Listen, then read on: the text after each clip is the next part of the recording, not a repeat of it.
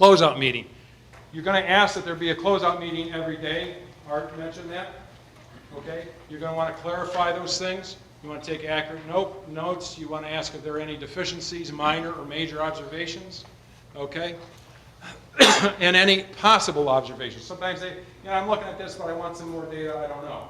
You want to take note of that possible observation because he's going to continue that or she's going to continue that the next day.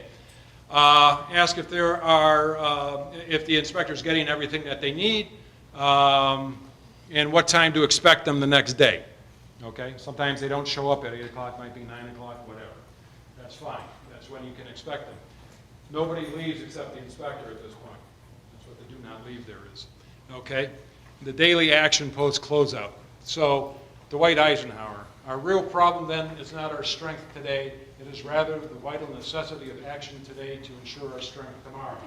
That's the reason to have this meeting, which has, in my experience, sometimes gone late into the night. You're going to look at everything the inspector said from that day, and you're going to remediate any of those things you can possibly remediate. Okay? So if the inspector says SOP 123 is deficient because it doesn't have blah, blah, blah, and you can put blah, blah, blah into that procedure, why can't you write that now and review it and get it approved and get the training done in the morning? Now, you're multinational and the procedure goes across many sites, not likely to happen. Okay? Sir?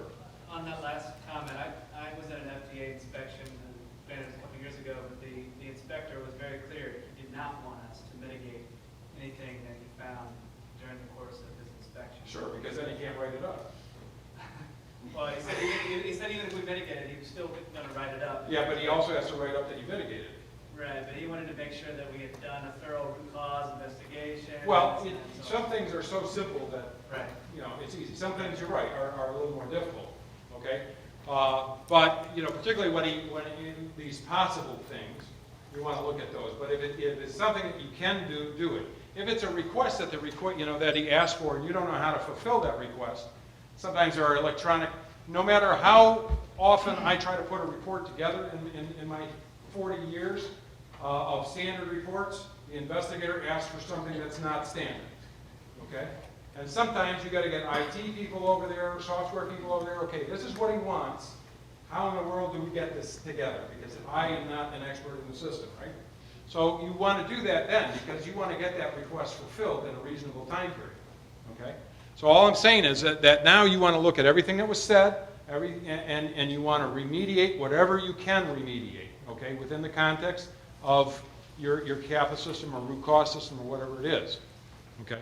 But if you do remediate it, you want it either taken off the 483, and you want to show them you've remediated it, or you want at least annotated that you have responded rapidly to correct that, okay?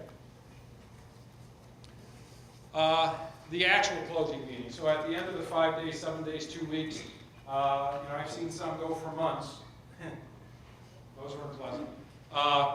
Attendees at the closing meeting should include the highest ranking individual at the site. And for this, I mean the person who, if there is a violative action from FDA, who is getting that letter, okay, at the site.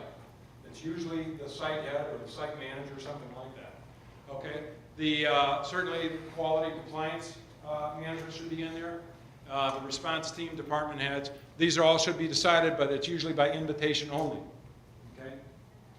Because you don't want the results of that meeting on the internet that night, right?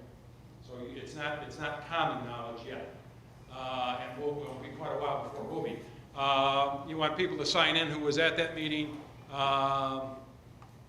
You're going to go through the 483. You're going to try to discuss any issues that you take exception to. You're going to want to ask when the establishment inspection report will be ready. You do want to ask, if he doesn't already tell you, whether what type. Is it no action required? Is it voluntary action? Whatever it is. You want to know that. You want to know when the EIR is available, because when that EIR is done, you want to make sure that you are able to redact any proprietary confidential information in it before it gets published through Freedom of Information. Okay. So ask when is the EIR, when do you expect the EIR? Now, as you heard earlier, it could be a while, and you might not be able to tell you. So my guess is if it's no action required, he'll probably tell you, you'll probably get that in a few weeks.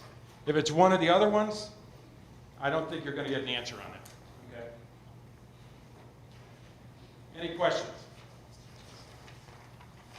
No questions? Well, I thank you for your time. Thank you.